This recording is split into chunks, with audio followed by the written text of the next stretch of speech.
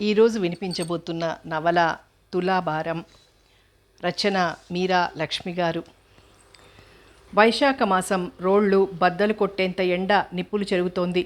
అరుగు మీద వరండాల్లో కూర్చున్న వారి చేతుల్లోని విసనకర్రలు ఆగకుండా ఆడుతూనే ఉన్నాయి. లోపలి గుమ్మంలో కూర్చున్న భూదేవికి అరుగు మీద కూర్చున్న వారి మాటలు చెవికెక్కడం లేదు. వాళ్ళు చెన్నకేశవులు గారు, వారి అబ్బాయి ఒడుగు ఎంత బాగా చేశాడో, శ్రావణ మాసంలో జరగబోయే వారి అమ్మాయి పెళ్ళి ఇంకెంత బాగా చేస్తారో అన్న విషయాలు మాట్లాడుకుంటున్నారు. చెన్నకేశవులు భూదేవికి స్వయాన అన్నగారు. వాళ్ళింటికి వచ్చిన బంధువులు వీళ్ళింటికి వచ్చారు. చెన్నకేశవులు గారికి బాగా డబ్బుంది. ఏం చేసినా ఇలా అందరూ చెప్పుకునేలా ఘనంగానే చేస్తాడు. శివానికి ఈడైన పిల్ల ఉన్నా వీళ్ళకి ఆస్తి లేదని, శివానికి ఉద్యోగం లేదని ఆయన కూతుర్ని శివానికి ఇచ్చి పెళ్లి చేయలేదు. ఆ కోపం భూదేవికి లేకపోయినా లచ్చప్ప గారికి, శివంకి ఉంది. తనని పనికిరాని వాడి కింద జమ కట్టినట్లుగా శివం బాధపడ్డాడు. వాళ్ళకి అభిమానాలక్కర్లేదు, డబ్బే ముఖ్యం. మొదటి నుండి మన కుటుంబాన్ని వెలేస్తున్నట్టే చూస్తున్నాడు మీ అన్న. ఆ ఇంటికి దూరంగా ఉండడమే మంచిది అన్నాడు లచ్చప్ప బాధగా.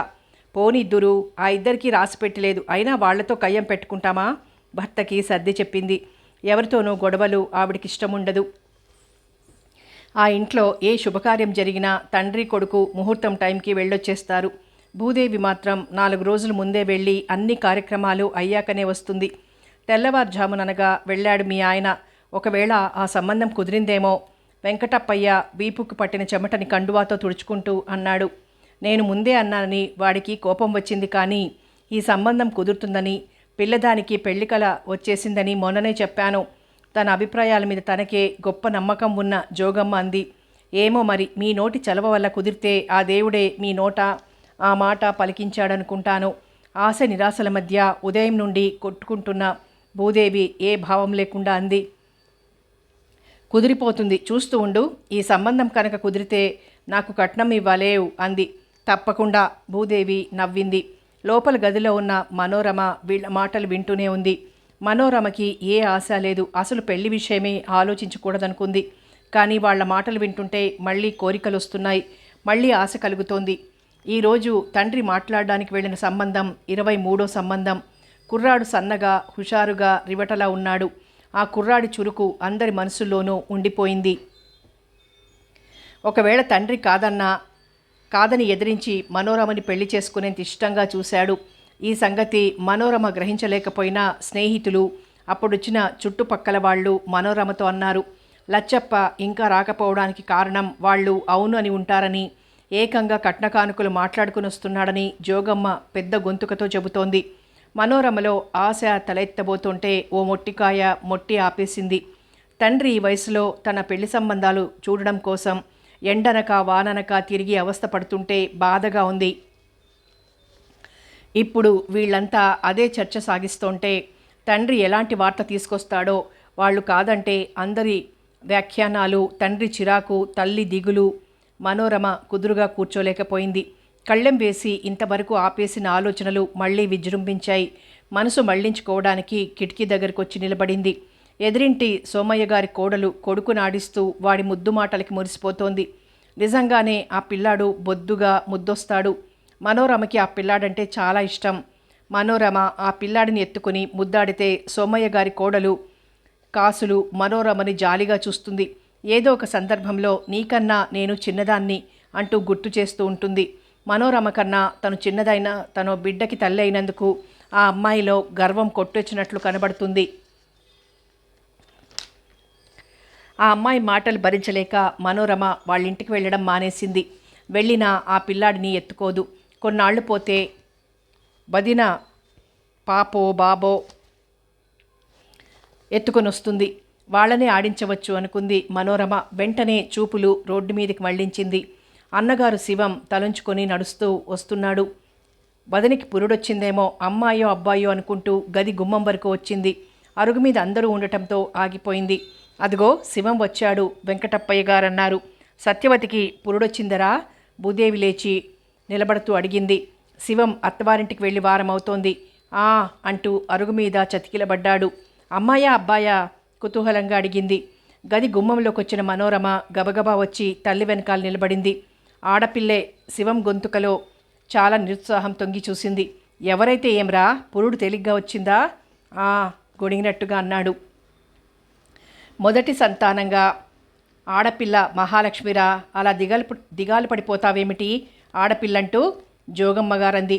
ఆడపిల్ల అనేసరికి ఇప్పటి నుండి బెంగెట్టుకున్నావేమిట్రా వెంకటప్పయ్య గారన్నారు. ఇంటి నిండా బోల్డంతమంది మహాలక్ష్మిలున్నారు. ఆ సిరి చాలేద్దు విసురుగాని లోపలికి వెళ్ళిపోయాడు శివం. మనోరమకి సిగ్గుగా అనిపించింది. అన్నగారికి ఆ విసుగు ఎందుకో తెలుసు మనోరమకి. తన పెళ్లి కుదరలేదని అన్నయ్యకి కూడా చిన్న చూపే. పెళ్లి కుదరకపోతే తనేం చేస్తుంది? పెళ్లివారు వస్తారు అనేసరికి వస్తారు పోతారు, మామూలేగా, ఇందులో వింతేముంది అంటాడు.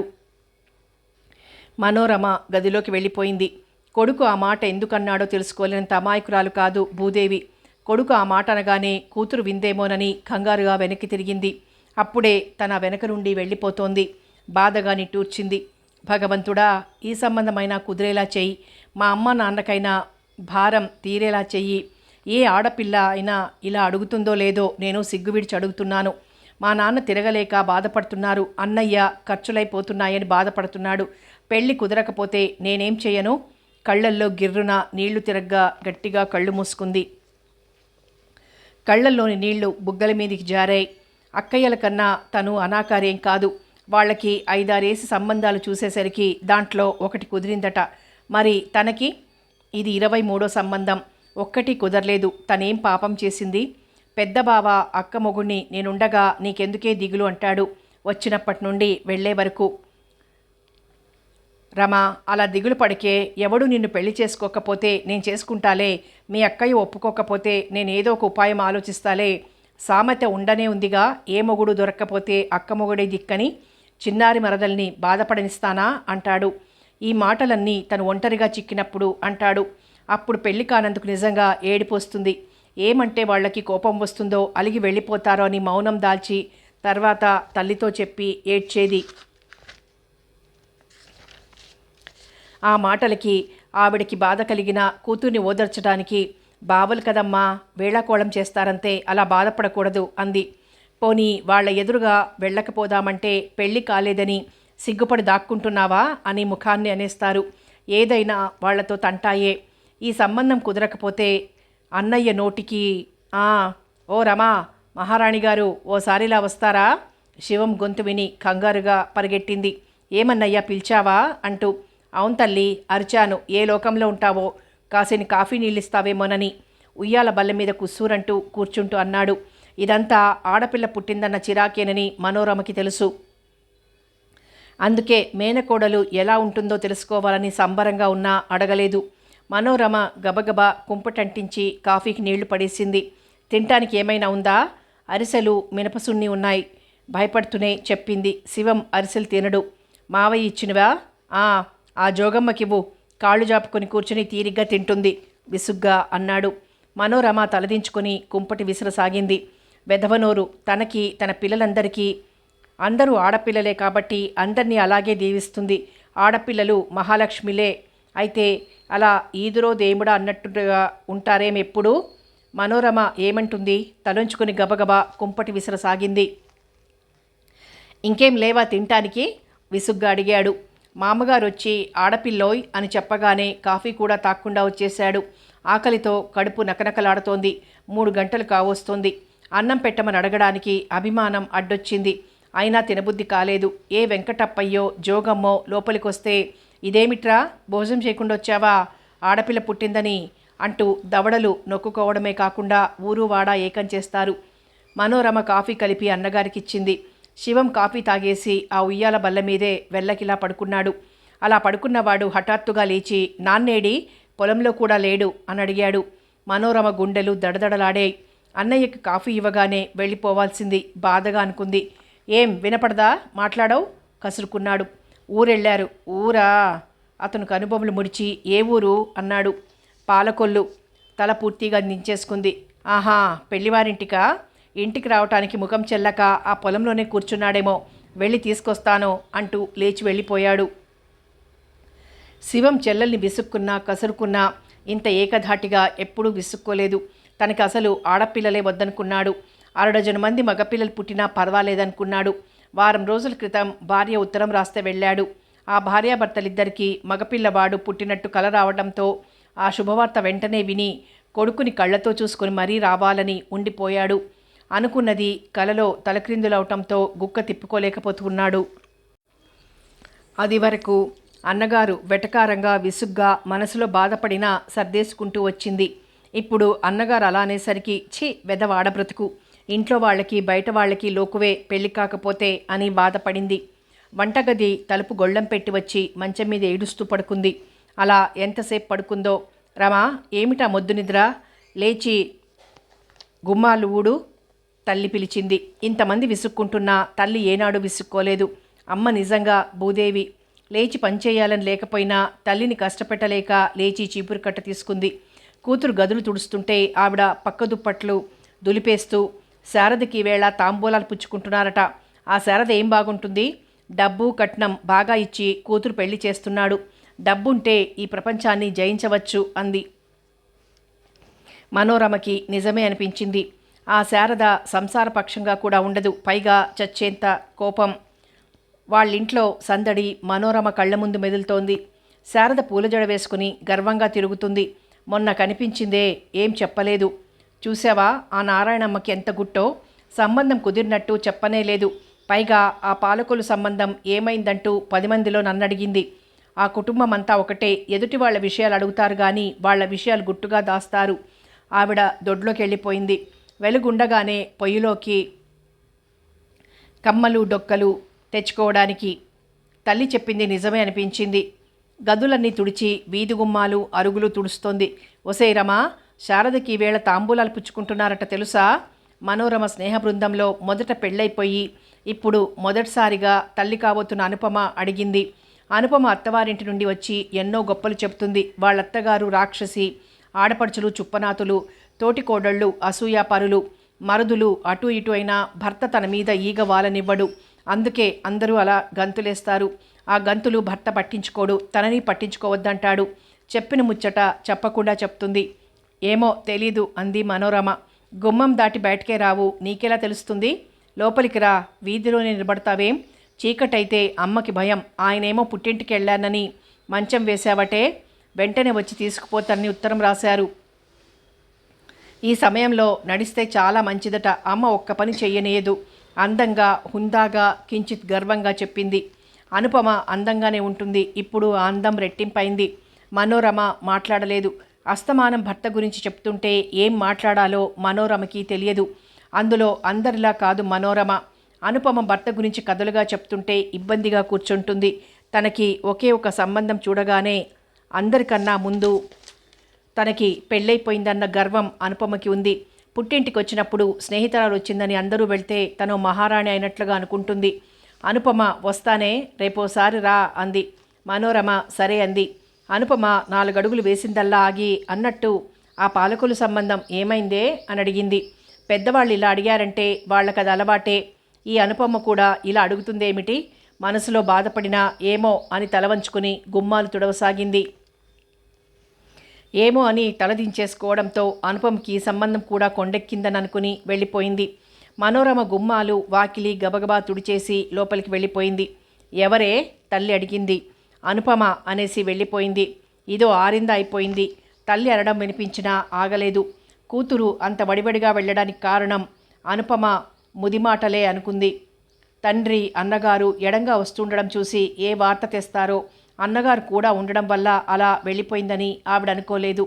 రమా, కుక్కలొస్తాయేమో, వీధి తలుపు వేసి రాలేకపోయావా అంది. మనోరమ మాట్లాడలేదు. తండ్రి అన్నగారు ముఖాలు కళగా కనపడలేదు. ఏ వార్త వినాల్సి వస్తుందోనని గుండెలు దడదడలాడుతున్నాయి. దొడ్లో అవి ఇవి సర్దుతూ ఉండిపోయింది. వీధి తలుపు వేద్దామని వచ్చిన భూదేవి భర్త కొడుకు రావడం చూసి ఆగిపోయి భర్త ముఖంలోకి చూసింది. భర్త ముఖంలో పాత అలసటే కనబడడంతో కొడుకు ముఖం కేసి ప్రశ్నార్థకంగా చూసింది. ఆడపిల్ల అన్నప్పుడు ఆ ముఖం ఎలా ఉందో ఇప్పుడు అలాగే ఉంది.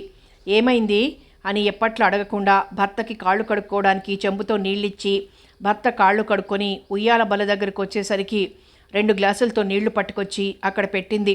శివం నీళ్లు తాగలేదు. ఆ 2 గ్లాసులు ఆయన తాగారు. వాళ్ళు అంటే చెప్పను అని తెలిసిపోయినా ఏ కట్నం దగ్గరో పేచీ వచ్చిందా అనుకుంటూ ఆశ చావక ఏమన్నారు అని అడిగింది. చెప్పిందే చెప్పడం విసుగన్నట్లు ఆయన క్షణం మాట్లాడలేదు. అది వరకు అందరూ అన్నదే వీళ్ళు అన్నారు. కొత్తగా ఆయన చెప్పేదేముంది, నువ్వు వినేదేముంది? శివం తన విసుగుని చూపించాడు. కట్నం చాలేదా? ఆశ చావకడిగింది. అదే అయితే తనకంటే గొలుసు అమ్మేసైనా ఈ భారం దించుకోవాలని.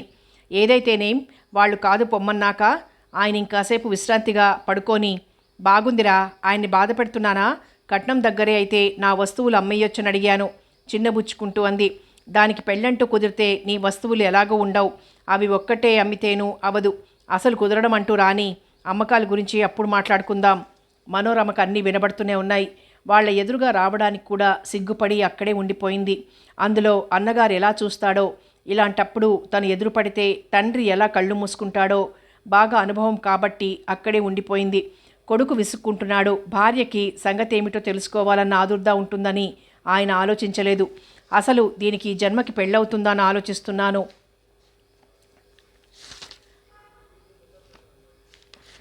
ఐదుగురు ఆడపిల్లలకి పెళ్ళిళ్ళు చేయడానికి అప్పుడు తిరిగి విసుగొచ్చినా ఈ తిరుగుడు ముందు అప్పటి తిరుగుడు చాలా తక్కువ అనిపిస్తోంది. అసలు కళ్యాణ గడియ ఉందో లేదో జాతకం చూపిస్తే మంచిదేమో అనిపించింది. అంతేకాని పెళ్లి కొడుకుల రేటుతో పాటు కోరికలు కూడా విపరీతంగా పెరిగిపోయాయని ఆయనకి తెలియదు. కొడుకు మాటలకి మౌనంగా కూర్చుండిపోయింది భూదేవి. చాలాసేపటికి తేరుకున్న లచ్చప్పగారు లేచి కూర్చుంటూ అన్నారు, పిల్ల ఛాయ తక్కువట. వాళ్ళింట్లో ఇంత తక్కువ ఛాయ ఎవరూ లేరట. అది సంగతి. శాస్త్రులు గారు ఇంకో సంబంధం చెప్పారు. తెల్లవారుజామునే లేపు, వెళ్తాను. భగవంతుడు నాకు 100 ఏళ్ళు ఆయుర్దాయం ఇస్తే ఎలాగో అలాగా చేసేస్తాను. అవేం మాటలండి? ఆవిడ బాధగా అంది. ఏం చెయ్యనే, 4 ఏళ్ల బట్టి చెప్పులరిగేలా తిరుగుతున్నానా? ఈ భారం వాడి మీద పెట్టడం నాకు ఇష్టం లేదు. ఆయన గొంతులో నిరాశ. అదేమిటి నాన్న, అవేం మాటలు అని శివం అనలేదు. మగపిల్లవాళ్ళు చెట్టెక్కి కూర్చుంటున్నారు. ఏం చేస్తాం చెప్పండి? 5గురు ఆడపిల్లలకి పెళ్లి చేశాక శివం పెళ్లి చేసినా మనం ఇలాగే బెట్టు చేశామా? వాడికి పిల్ల నచ్చిందన్నాడు. మనం సాంప్రదాయం చూశాం. అందరూ అలాగే ఉండాలంటే ఉంటారా? దిగులు పడకండి, ఆ భగవంతుడే దారి చూపిస్తాడు. తన బాధని దిగమింగి భర్తకి ధైర్యం చెప్పింది. మనోరమకి ఏడుపొచ్చింది. తన పెళ్లి చేయడానికి తండ్రి అంత కష్టపడుతున్నాడంటే ఏం చేయగలదు? ఇంట్లో ఎంత పని చేయమన్నా చేస్తుంది. ఓ పూట అన్నం మానేయమంటే మానేస్తుంది. అంతేకాని తన పెళ్లి సంబంధం తనే కుదుర్చుకోలేదుగా. ఏ సంబంధం కుదరకపోయినా ఎప్పుడు పైకి ఏమీ అనుకోని భూదేవి ఏమిటో ఈ పరీక్ష ఎంత కాళ్ళు అరిగేలా తిరిగినా ఫలితమే ఉండడం లేదు.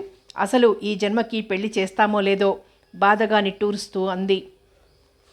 ఈ మాట మనోరమ చెవిన పడింది. ఎప్పుడూ ఏమీ అనుకోని అమ్మకి కూడా విసుగొచ్చిందంటే మనోరమకి ఎవరికి ఎదురుగా రావటానికి బాధగా అనిపించింది.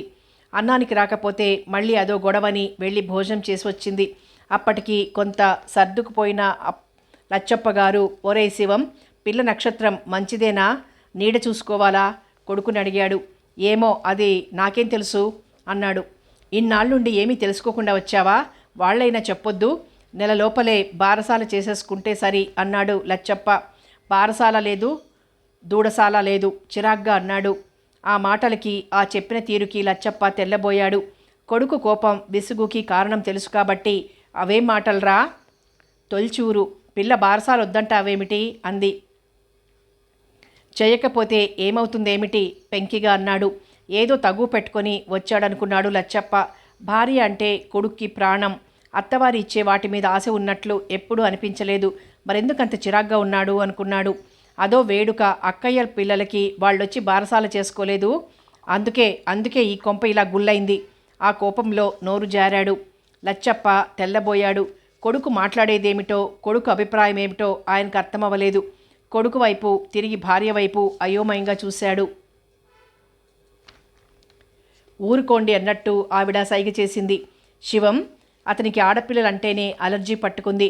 పెళ్లి చూపులు, పెళ్ళిళ్ళు, ఆ తర్వాత సారెలు, పండుగలు, పురుళ్ళు, బారసాలలు ఇవన్నీ అయ్యేసరికి ఉన్న కొంప కాస్తా పోగా తిండికి దేవుళ్ళాడుకోవడం. 5గురు ఆడపిల్లలకి పెళ్ళిళ్ళు చేసిన తండ్రి 6 ఎకరాల నుంచి మంచి భూమి అమ్మేశాడు. ఇంకో 4 ఎకరాలుంది. మనోరమ పెళ్లికి ఇంకో 2 ఎకరాల పొలం పోతుంది. మిగిలింది 2 ఎకరాలు ఈ పెంకుటిల్లు. ఈ ఆస్తితో తల్లిదండ్రుల్ని గౌరవంగా చూస్తూ ఇంటికొచ్చిన తోడబుట్టిన వాళ్ళని బావగార్లని గౌరవించి ఆదరించాలి. కాదంటే ఆ చెడ్డతనం తన ఒక్కడితో పోదు, తన భార్యకు కూడా వస్తుంది. అయినా ఎలా భరించాలి? అతను మామగారింటికెళ్తే 2 రోజుల కన్నా ఉండడు. ఈసారి భార్య బలవంతం చేయడం వల్ల ఈ టైంలో కాదనలేక వారం రోజులు మొహమాటంగానే ఉండిపోయాడు. తనకి కొడుకే కావాలనుకున్నాడు. అమ్మలా అత్తగారిలా భార్య ఆడపిల్లనే కంది. ఎవరైనా ఏదైనా అనుకుంటారని కూడా చూడలేదు. ఆ వార్త వింటూనే తల తిరిగినట్టయిపోయింది. వెంటనే వచ్చేశాడు. ఆలోచించగా ఆయనకే కొడుకు ఆంతర్యం, ఈ విసుక్కి కారణం అర్థమైంది. ఆయన బాధగా తలదించుకున్నాడు. ఎలాగైనా ఈ సంవత్సరంలో కూతురు పెళ్లి చేసేయాలనుకున్నాడు. ఆ రాత్రి ఆయనకే కాదు, ఆ ఇంట్లో ఎవ్వరికీ నిద్ర లేదు. మనోరమ అయితే రెప్ప మూయలేదు. మనోరమకి తనేదో తప్పు చేసినట్లుగా దొంగకూడు తింటున్నంత బాధగా అనిపించింది. ఈ పరిస్థితిని ఎలా ఎదుర్కోవాలో, దీనికి పరిష్కారం ఏమిటో అమాయకురాలైన మనోరమకి బొత్తిగా తెలియదు. తన స్నేహితురాళ్ళందరికీ పెళ్ళిళ్ళై అప్పుడే 4-5 ఏళ్ళైనాయి. ఒక్క శారదకే ఇప్పుడు కుదిరింది. ఆ ఊళ్ళో తన ఈడు పిల్లల్లో తనొక్కతే ఇంకా పెళ్లి చూపులకి కూర్చుంటూ ఉంది. ఎప్పుడూ లేనిది ఎందుకో మనోరమకి ఏడుపు వచ్చింది. చాలాసేపు నిశ్శబ్దంగా ఏడ్చింది. లచ్చప్ప తెల్లవారుజామున 4 గంటలకే లేచి స్నానాధికాలు ముగించుకుని ప్రయాణమై వెళ్ళిపోయాడు. తెల్లారి లేచిన శివం నాన్నేడే అని అడిగాడు. నిన్న చెప్పారుగా ఏదో సంబంధం ఉందని. వెళ్ళారు అంది అరటిపువ్వు ఓలుస్తూ. అంత పెద్దాయన ఇంత చీకటితో ఎందుకు? ఈ బేరాలు ఇప్పుడప్పుడే తేలవు. పొలం ధర పడిపోయాక, కట్నాల రేటు ఇంకా పెరిగిపోయాక అప్పుడు కుదురుతుంది అన్నాడు. అలా అని వేదాంతంగా కూర్చోలేంరా, మానవ ప్రయత్నం చెయ్యాలిగా. వంచిన తల ఎత్తకుండానే అంది. ఇంతవరకు నాన్న చేసింది మానవ ప్రయత్నం కాదా? ఈ తిక్కమాటలు చూస్తుంటే భూదేవికి భయం అనిపించింది. పెళ్లి చూపులయ్యి అవి కుదరినప్పుడు, ఆస్తి అమ్మినప్పుడు కోపంగా చిరాగ్గా ఉండేవాడు. మరీ ఇంత ఇదిగా మాట్లాడడం ఆవిడ వినలేదు. ఆడపిల్ల పుట్టేసరికి మరీ ఇదిగా అయిపోయాడేమిటి అనుకుంటూ, ఆ దేవుడు దయ కూడా ఉండాలరా. అలాని మనం కాళ్ళు ముడుచుకొని కూర్చుంటే సంబంధాలు వాటంతట అవే వస్తాయా? ఏదో ఈ ఒక్క పిల్లని గట్టెక్కించేస్తే అప్పుడే గట్టెక్కడం ఎక్కడలే. పెళ్ళి పండుగలు పురుళ్ళు అయ్యేసరికి నీ కోడలు ఇంకో 2-3 ఆడపిల్లల్ని కంటుంది. అంతవరకు ఓపిక పట్టిన భూదేవి అప్పుడు గట్టిగా అంది. ఏం పిల్లలు కారేమిట్రా? ఆడపిల్ల పుట్టిందని కోపంలో మనవరాలు పుట్టిన ఆనందం లేకుండా చేశావు. మీ మామగారు 4 ఆడపిల్లలకి పెళ్లి చేయలేదు. అంతా నాలాంటి వాళ్ళే అయితే 12 మందికైనా చేయొచ్చు. ఈ ఇంటి అల్లుళ్లలో ఒక్కడు పాత అల్లుడిలా మామూలుగా ఉన్నాడా? వాళ్ళకి పుట్టిన పిల్లలు పెళ్ళిడికొస్తున్నా అత్తారింటికి వచ్చేసరికి అలగడాలు బ్రతిబాలించుకోవడాలును. ఎవడైనా పెళ్ళైన ఏడాదే కొత్తల్లుడు, ఆ తర్వాత చుట్టంలో వచ్చి వెళ్ళిపోవాల్సిందే. తిక్కగా ఉన్న శివం గట్టిగా అన్నాడు. అమ్మా నువ్వూరుకో, జోగమ్మతో వచ్చింది. మనోరమ గబగబా వచ్చి అంది. అప్పటికే జోగమ్మ లోపలికి వచ్చేసింది. వస్తూనే ఆడపిల్ల పుట్టిందన్న కోపం ఇంకా పోలేదేమిట్రా శివం అంది. అవునమ్మా, ఆడపిల్ల సిరి అన్నావుగా, అది మోయలేక నువ్వు సాయం పడతావేమోనని నీకోసమే ఎదురు చూస్తున్నాను విసురుగా అని అక్కడి నుంచి వెళ్ళిపోయాడు. ఆ విసుగుకి ఆవిడేం సిగ్గుపడలేదు. భూదేవి కేసి తిరిగి నిన్న వెళ్ళిన సంబంధం ఏమైందే అని అడిగింది. కుదరలేదు. భూదేవి తలదించుకుంది. ఓ సంగతి చెబుదామని వచ్చాను. ఏమనుకుంటున్నావో ఏమో చెప్పమంటావా అన్నట్టు ఆగింది. ఏమిటి ఏమనుకుంటున్నావో ఏమో అంటే అదేదో ఇబ్బంది కలిగించే మాటే అయింటుందనుకుంది. మీ అవస్థ చూడలేకుండా ఉన్నాను. ఆ సుబ్బారావు లేడు, ఆ గోవిందమ్మ మనవడు ఇన్నాళ్ళు పెళ్లి చేసుకుని భీష్మించుకుని కూర్చున్నాడా? ఎట్టకేలకి ఇప్పటికి ఒప్పుకున్నట్ట. ఏమంత వయసని? 35 వెళ్ళి 36 వచ్చాయేమో అంతే. పిల్లలిద్దరూ మగవైదవేలేగా, ఏమంటావు అన్నట్లు చూసింది. భూదేవికి ఆవిడ మాటలకి కోపం రాలేదు. కాళ్ళరిగేలా తిరగడం చూసి చెప్పింది, కానీ ఆ మాటకి బాధపడింది. 5 ఆడపిల్లలకి లక్షణంగా పెళ్లి చేసి ఆఖరి పిల్లకి అలా చెయ్యటమా? ఆవిడ మనసు అంగీకరించలేదు. మీ తమ్ముడికి చెప్తాను అంది మెల్లగా. చాతక అన్నట్టు అవుతుందని మగవాళ్ళు చెప్పను అనరు. ఆడవాళ్ళం మనమే నచ్చజెప్పాలి. మనోరమకి 25 లేవు, మొన్న అమావాస్యకి 22 వెళ్ళాయి. ఎంత 16 ఏళ్ళు తేడా. కట్నానికి పెద్దగా పేచి పెట్టడు. నే చెప్తే గోవిందమ్మ వింటుంది. సుబ్బారావు పుష్టి కలవాడే గాని లావు కాదు. పెళ్ళైతే దీనికి ఒళ్ళొస్తుంది. ఈ మధ్య దీని ముఖంలో పెళ్ళికలు వచ్చేసింది అంది. అంటే 39? ఈసారి తలెత్తుతూ అడిగింది. అసలు అంత వయసువాడిలా కనబడడు. భూదేవి 10 ఎకరాల పొలం, ఇల్లుంది. ఆయన ఒప్పుకోరోదినా. అయిన ఆలస్యం ఎలాగూ అయింది. 5 ఆడపిల్లలకి పెళ్ళిళ్ళు చేసిన వాళ్ళం. ఈ ఒక్క పిల్లకి చేయలేకపోతామా? ఎందుకు చేయలేరు? ఏదో బాధపడుతున్నారని చెప్పాను. కానీ ఆ గోవిందమ్మ మంచి పిల్ల ఉంటే చూడు అంటూ ఒకటే ఇదిగా చెప్పింది. ఏమీ అనుకోకు అనేసి వెళ్ళిపోయింది. మనోరమ తల్లికి మనసులోనే దండం పెట్టింది. భూదేవికి చాలా దిగులుగా అనిపించింది. ఎన్నాళ్ళు తిరిగినా అవకపోతే ఆఖరికి ఎలాంటి సంబంధం చేయాల్సి వస్తుందోనని. ఆ సాయంత్రానికి 4 సంబంధాలు వాకపు చేసుకుని వచ్చాడు లచ్చప్ప. ఒకటి డిగ్రీ పిల్ల కావాలన్నారు. ఇంకొకరు 2 ఎకరాల పొలం కట్నంగా ఇవ్వాలన్నారు. 2 ఎకరాల లచ్చప్ప నోరు వెళ్ళబెట్టాడు. అవునండి, కట్నం రూపేణా డబ్బు తీసుకొని అది వాడుకోవడం నాకు ఇష్టం లేదు. పై 4 కొడుకులకి భూమినే కట్నంగా తీసుకొని అది వాళ్ల పేరునే ఉంచేసి పెళ్లి ఖర్చు నేనే భరించాను. అదే ప్రకారం ఈ అబ్బాయికి చేస్తాను అన్నాడతను మహా గొప్పైనట్టు. ఇంకో 2, ఒక అబ్బాయికి యాక్సిడెంట్లో కాలు విరిగింది, కృత్రిమ కాలు పెట్టుకున్నాడు. ఇంకోటి డిగ్రీ పోయింది, కొద్దిపాటి పొలం చూసుకుంటున్నాడు. అన్నగారులు ఉద్యోగం చేసుకుంటున్నారు. తల్లి తండ్రి ఓ కుంటి చెల్లెలు ఇతని దగ్గరే ఉంటారు. 2 రోజుల తేడాలో ఇద్దరినీ పెళ్లి చూపులకి పిలిచాడు. రెండింటిలో ఏది కుదిరినా చేసేయడమే. ఇంకేం ఆక్షేపణలు పెట్టకండి. ఎప్పుడు పెట్టాను, వచ్చిన వాళ్లే పెడుతున్నారు అంది బాధగా. దాని అదృష్టం ఎలా ఉందో అనుకుంది. కుంటివాడు ఇలాంటి సంబంధం పై పిల్లలకి అసలు చూశామా? తండ్రి మాటలు విన్న మనోరమ నిర్లిప్తంగా ఉండిపోయి తల్లితో ఏమీ చెప్పలేదు. కూతురి అభిప్రాయమో అడగలేదు భూదేవి. మొదట ప్రమాదంలో కాలు విరిగిన పెళ్ళికొడుకొచ్చాడు. కుర్రాడు బాగున్నాడు. పాపం, మధ్యలో ఈ అవకరమేమిటి అనుకున్నారు చూసిన వాళ్ళు. అదివరకు ఏ సంబంధం వచ్చినా రమా, పిల్లాడిని చూడు, సిగ్గుపడకు అనేది భూదేవి. ఈసారి ఆ మాట అనడానికి జంకింది. నిర్లిప్తంగా ఉండిపోయిన కూతుర్ని చూసి. శివం ఈ సంబంధం కుదిరిపోతుందన్న నమ్మకంతో, రమా, తర్వాత మమ్మల్ని తిట్టుకోవద్దు, ధైర్యంగా తలెత్తి చూడు అన్నాడు. నేనెవరిని తిట్టుకోనన్నయ్యా అంది నెమ్మదిగా. ఏమో, ఎవరికి తెలుసు, కుంటివాణ్ణి చేశారంటే. ఆ మాటలు వినలేనట్టు అక్కడి నుండి వెళ్ళిపోయింది. కాఫీ పలహారాలు అయినాయి. పిల్లని తీసుకురండి అన్నారు. ఈ పెళ్లి చూపులకి అలవాటైపోయిన మనోరమ వచ్చి కూర్చుంది. పేరు, చదువు, సంగీతం అడిగారు. పాట పాడమన్నారు. పాడింది.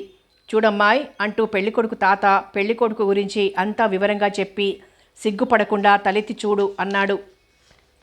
అని ఊరుకోకుండా మనోరమ తలెత్తి చూసే వరకు ఊరుకోలేదు. అలా చూసిన మనోరమకి 4 రోజుల నుండి ఉన్న వ్యాకులత పోయింది. ఎంతో అమాయకంగా ఉన్న ఆ ముఖం చూస్తే జాలేసింది, పాపం అనిపించింది. పిల్లని లోపలికి తీసుకెళ్ళండి అన్నారు. వారం రోజుల్లో ఉత్తరం రాస్తామన్నారు. ఆ ముసలాయన మాటల్ని బట్టి సంబంధం కుదిరినట్టే అనుకున్నారు. భూదేవి కూతురు ముఖంలోకి చూసింది. మనోరమ ముఖం మామూలుగానే ఉంది. పెళ్ళయ్యాక కాలిపోతే ఏం చేస్తాం, అయినా ప్రమాదంలో కాలిపోతే అతనేం చేస్తాడు అనుకుంది. మనోరమ మనసు మనోరమ మాట వింది. అందరూ పెళ్లి ఎలా చెయ్యాలి, ఎంత కట్నం అడుగుతారంటూ చర్చించుకున్నారు. 2 రోజుల తర్వాత రెండో సంబంధం వచ్చింది. కుర్రాడు నల్లగా లావుగా ఉన్నాడు. మనోరమని యక్ష ప్రశ్నలు వేశాడు. అన్నింటికీ ఎంతో ఓపిగ్గా జవాబులిచ్చింది. వాళ్ళందరికన్నా ఇంకా 2 గంటలు ఎక్కువే ఉండి మరోసారి కాఫీ తాగి వెళ్ళారు. ఇది కుదిరేలాగే ఉంది అనుకున్నారు. మనోరమకి అలాగే అనిపించింది. వాళ్ళు కూడా వారం రోజుల్లో ఉత్తరం రాస్తామన్నారు. వారం రోజుల తర్వాత ప్రమాదంలో కాలు విరిగిపోయిన అబ్బాయి తాలూకు వారి దగ్గర నుండి ఉత్తరం వచ్చింది. శివం ఆతృతగా కవర్ చింపాడు. అంత కవర్లో 2 వాక్యాలున్నాయి. అబ్బాయికి అమ్మాయి నచ్చలేదు. శివం ఆ కవర్ని విసిరికొట్టాడు. ఏమైందిరా? అర్థమైపోయినా ఆశచావని భూదేవి అడిగింది. కుంటి కులాసానికి కూడా రంబలు ఊర్వశులు కావాలేమిటి? 1,00,000 రూపాయల కట్నంతో తిలోత్తమొస్తుంది, కూర్చోవను విసురుగా వెళ్ళిపోయాడు.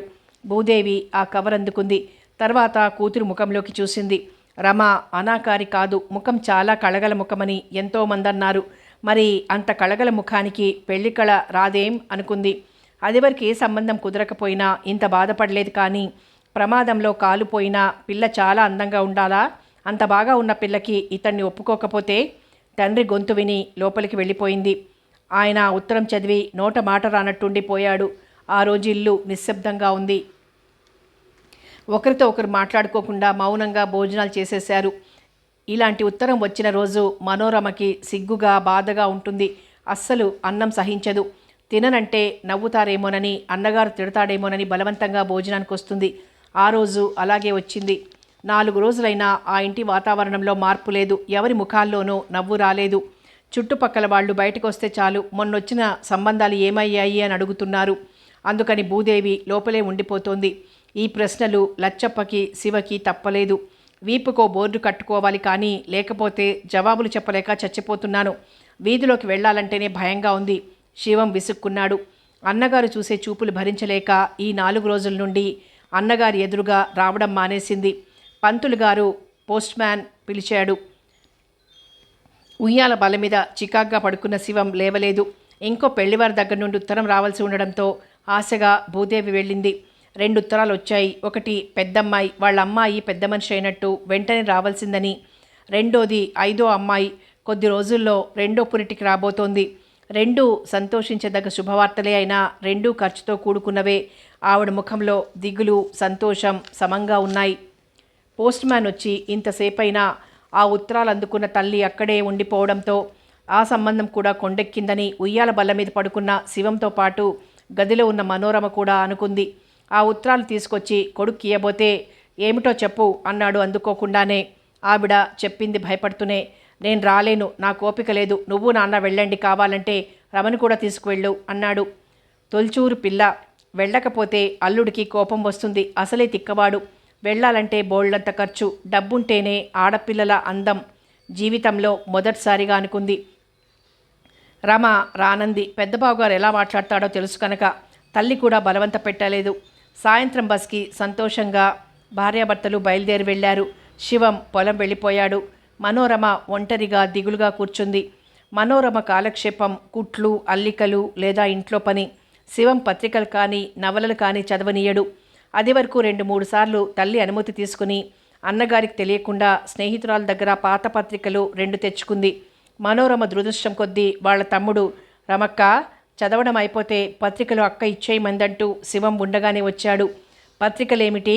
శివం చెల్లెలకేసి తిరిగాడు. రమ వణికిపోయింది. కొత్తగా వచ్చిన పత్రిక మొన్న తెచ్చుకుంది.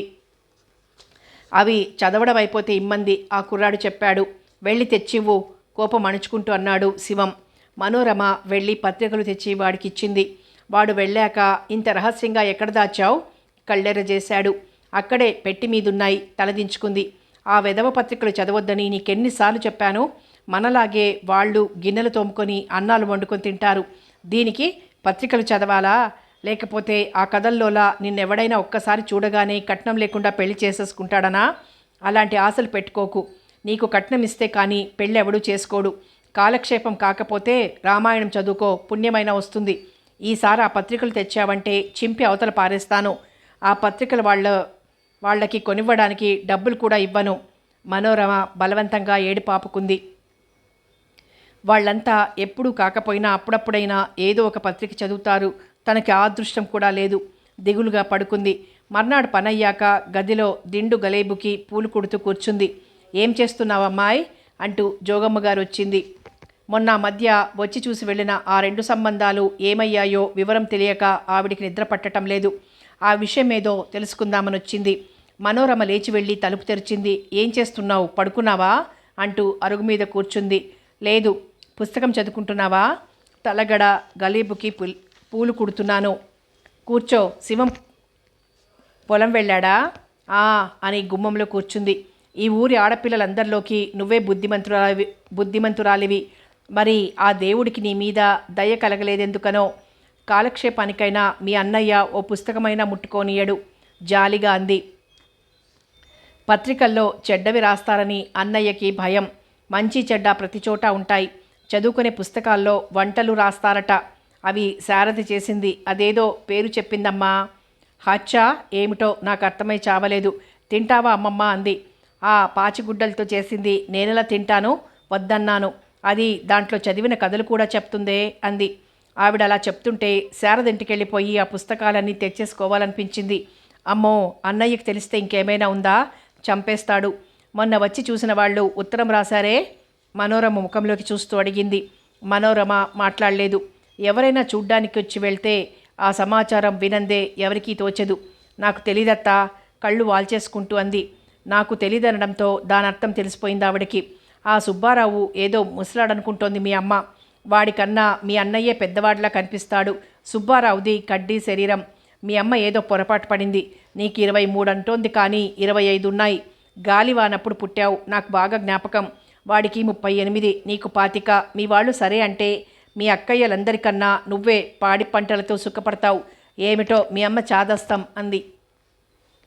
మనోరమకి ఇబ్బందిగా, తన పెళ్ళో సమస్య అయిపోయినందుకు బాధగా ఉంది.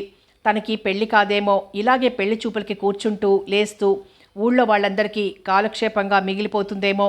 పాపం నాన్న కష్టపడుతున్నారు, అమ్మ బాధపడుతోంది. పోనీ పోనీ ఆ సుబ్బారావుని చేసేసుకుంటే? ఈవిడ 38 అంటే 40 నిండే ఉంటాయి. అంటే పెద్దబావ వయస్సు. శివం రావటంతో మనోరమ ఆలోచనలు ఆగిపోయాయి. అన్నగాని చూడగానే లేచి నిలబడింది. శివం ఏం ఎగురుతాడోనని జోగమ్మగారు ఇబ్బందిగా కదిలింది. అలా కదులుతూ ఎలా ఉన్నాడోనని ఆవలించే నెపంతో తలెత్తి చూసింది. శివం ముఖంలో 4 రోజుల తర్వాత నవ్వు కనబడింది. దానికి సాయం గుమ్మాలెక్కుతూ ఇద్దరికీ సంతోషంగా చూశాడు. ఏంట్రోయ్ అంత సంతోషంగా ఉన్నావు? క్షణం సహనం లేని జోగమ్మ అడిగింది.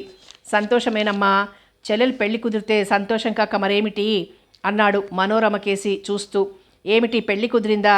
ఎంత మంచి వార్త చెప్పావురా అంది సంతోషంగా. మనోరమకి ఆ మాట అర్థం కానంత అయోమయంలో పడిపోయింది. ఏ ఊర్రా, మొన్నొచ్చిన సంబంధమేనా? కుతూహలంగా అడిగింది. ఆఖరొచ్చిన కాకరపరు సంబంధం.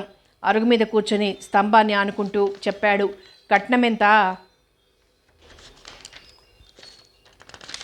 వాళ్ళు 20 వరకు ఉన్నారు. పిల్ల నచ్చింది. ఉన్న విషయాలు మాట్లాడుకోవడానికి రమ్మని రాశారు. ఎంతైనా సరేనమ్మా, నాన్న తిరగలేకపోతున్నాడు. ఆయన పెద్దవాడైపోయాడు. వాళ్ళు పిల్ల నచ్చిందా అన్నారు. అదే 10,000 తేలిగ్గా గాలి పీల్చుకుంటూ అన్నాడు. తను వాళ్ళకి నచ్చింది అన్నాక తనకి పెళ్లి కుదరబోతుందన్న నమ్మకం కుదిరింది. అంతేలే, వాళ్ళది రాజ్యం. పిల్లాడు వ్యవసాయమేమో. మనోరమ మీద జాలి కలిగింది ఆవిడికి. ఇన్నాళ్లు తిరిగి ఇన్ని వేలు పోస్తుంటే డిగ్రీ తప్పినవాడు వస్తున్నాడు. ఈ పిల్ల బుద్ధిమంతురాలైనా అసలు రమజాతకం అంత సిరికలది కాదేమో అన్న భావం కలిగింది. వాళ్ళు మాట్లాడుకుంటుంటే కాఫీ పెట్టడానికి లోపలికొచ్చింది మనోరమ. మనోరమకి గమ్మత్తుగా అనిపిస్తోంది. ఈ మధ్య ఇలాంటి వార్త వింటాననే నమ్మకం కోల్పోయిందేమో. ఆ పిల్లాడు డిగ్రీ కూడా పాస్ అవ్వలేదని కానీ, అత్తమామలకి కాకుండా ఓ కుంటి ఆడపడుచుకి జీవితాంతం చాకరీ చెయ్యాలని కానీ బాధనిపించలేదు. తనకి పెళ్లి కుదురుతోంది. తల్లిదండ్రులకి భారం దిగిపోతుందని సంతోషిస్తోంది. అన్నగారికి జోగమ్మకి చెరో గ్లాస్తో కాఫీ పట్టుకొచ్చిచ్చింది. నేను ఈ మధ్య మీ అమ్మతో అంటున్నాను రోయ్, రమకి పెళ్లి కళ వచ్చేసిందని. అందుకే అంటారు పెద్దలు, కళ్యాణం వచ్చినా కక్కొచ్చినా ఆగదని. నువ్వు కూడా తెచ్చుకోవే అంది. మనోరమ తను కూడా కాఫీ తెచ్చుకుని కూర్చుంది. సమయానికి తల్లిదండ్రులు ఊళ్ళో లేనందున శివం, మనోరమ బాధపడ్డారు. ఈ వార్త వింటే ఇద్దరి ముఖాలు ఎలా ఉంటాయో ఊహించుకున్నారు. మీ అమ్మ నాన్న ఎప్పుడొస్తారా అడిగిందావిడ. రేపు పొద్దునే బయలుదేరి వెళ్ళి మా నాన్నని అటు పంపించి మా అమ్మని నేను తీసుకొస్తాను. 2 రోజులు ఆలస్యమైందంటే ఆ సంబంధం ఇంకొకళ్ళు ఎగరేసుకుపోతారు. రేపు రమకి సాయం ఉండగలవా అన్నాడు. మనోరమకి నిజమే అనిపించింది. ఈ దేశంలో ఆడపిల్లలు ఎక్కువ, మగవాళ్ళు తక్కువేమో అనుకుంది. నువ్వు చెప్పింది అక్షరాల నిజం. ఇంకో 2,000 ఎక్కువ ఇస్తానంటే అటు మొగ్గు చూపుతారు. రోజులు అలా ఉన్నాయి. శారదకి అలాగే కుదుర్చుకొచ్చారు తెలుసా అంది. తెలీదు అన్నాడు శివం. ఎవరో 20,000 ఇస్తామన్నారట. తాంబూలాలు పుచ్చుకునే ముందు వీళ్ళు 25 పైగా లాంఛనాలు ఇస్తామని వెళ్ళేసరికి అవతల వాళ్ళకి పిల్ల నచ్చలేదని ఓ కార్డు రాసేసి ఇక్కడికి తాంబూలాలు పుచ్చుకోవడానికి వచ్చారు. ఈ రోజుల్లో ఎవరి పిల్లల పెళ్ళిళ్ళు వాళ్ళు చూసుకుంటున్నారు. న్యాయం ఆలోచించటం లేదు అంది. శివం ఇంకా పొలం వెళ్ళలేదు. చీకటి పడే వరకు జోగమ్మ గారు కూర్చుంది. పెళ్లికి ఎంత ఖర్చవుతుందో, దేనికి ఎంత ఖర్చవుతుందో మాట్లాడుకుంటున్నారు. ఇంకా తనకి పెళ్లి చూపులకి కూర్చోవడం, ఊళ్ళో వాళ్ల విమర్శలు తప్పాయి కనుక వాళ్ల మాటలు వింటూ కూర్చుంది. మనోరమకి తానేదో ఎదిగిపోయినట్టు అనిపించసాగింది. ఆ అబ్బాయి రూపం గుర్తు తెచ్చుకోబోయింది. ఎంత ప్రయత్నించినా గుర్తు రాలేదు. అసలు ఈ సంబంధం అయ్యేలా లేదని మనోరమ మొదట చూడలేదు. వాళ్ళు తీరిగ్గా కూర్చోవటంతో ఆశ కలిగి తర్వాత చూసే అవకాశం కలగలేదు. తనకి పెళ్లి కుదిరిందన్న నిశ్చింత ఆనందం తప్ప ఇంకా వేరే ఆలోచనలేం కలగలేదు. మనోరమకి పెళ్లి కుదిరింది. ముహూర్తాలు పెట్టుకున్నారు. తన తాహతుకు మించిన కట్నం ఇవ్వడానికి లచ్చప్ప ఒప్పుకున్నాడు. మొదట 20,000 అన్న వాళ్ళు 25,000కు పెంచారు. వాళ్ల ఉత్తరం రాగానే చంద్రమండలానికి ఫ్రీగా పిలిపొచ్చినంత పొంగిపోయి ఆఘ మేఘాల మీద వెళ్ళినట్లు వెళ్ళాడు. వాళ్ళు ఇంకో 10,000 పెంచేసరికి నోట మాట రాలేదు. తన తాహతుకి 20 చాలా కష్టం. రోజులు అలా ఉన్నాయి. పిల్లకి పెళ్లి చేయక తప్పదు కనుక దానికి సిద్ధపడ్డాడు. మా అబ్బాయిని బీకాం పాస్ అయ్యాడు. అందుకు 10,000 పెంచాం. అసలు 40 ఇస్తామని వచ్చారు. మీకు ముందు మాట ఇచ్చాం. పిల్లాడికి పిల్ల నచ్చింది. ఆయన ఆగాడు. 2 ఎకరాల భూమి, ఇల్లు ఉన్నాయి. ఉద్యోగానికి అర్హత సంపాదించుకున్నాడు. ఇలాంటి సంబంధం దొరికిందంటే పిల్ల అదృష్టమే అనుకోవాలి. అక్కడే ఉన్న ఓ పెద్ద మనిషి అన్నాడు. లచ్చప్ప కాసేపు ఏదీ ఆలోచించలేకపోయాడు. కొడుకుని తీసుకురావాల్సిందే అనుకున్నాడు. ఇంటికెళ్ళి కొడుకుతో సంప్రదించాలంటే వీలు కాదు. ఇప్పుడు మౌనంగా వెళ్ళిపోతే ఈ కుదిరిన సంబంధం కాస్త చేజేతులా చెడగొట్టుకున్నట్లవుతుంది. తొందరగానే ఓ నిర్ణయం తీసుకుని దేవుడి మీద భారం వేసి వాళ్ళు అడిగిన దానికి ఒప్పుకున్నాడు. ఆవిడ బొట్టు పెట్టి లాంఛనాలు అంది. దానికి సరే అన్నాడు. దిగాలుగా ఇంటికి వచ్చేసరికి భూదేవికి కుదరలేదేమోనని గుండె జారిపోయింది. జరిగింది విని భర్తకి ధైర్యం చెప్పింది. అంత క్రితం ఆడపిల్లలు ఖర్చు అని ఎగిరిన శివం కూడా పోనీ నాన్న 20,000 తప్పదని ఎలాగో అనుకున్నాంగా, 10 నుండి ఈ 5-6 ఏళ్లలో 20కి వెళ్ళాం. ఇంకో 10గా. ఇప్పుడు ఇది కాదన్నామంటే మరో 2-3 ఏళ్లు గడిచిపోతుంది. అప్పటి రేట్లు 40కి పెరుగుతాయి. అప్పుడు ఉన్న ఇల్లు కూడా అమ్ముకోవాల్సి వస్తుంది అంటూ తండ్రిని ఓదారుస్తూ ధైర్యం చెప్పాడు. పెళ్లి పనులు చురుగ్గా జరుగుతున్నాయి. కథ కొనసాగుతుంది.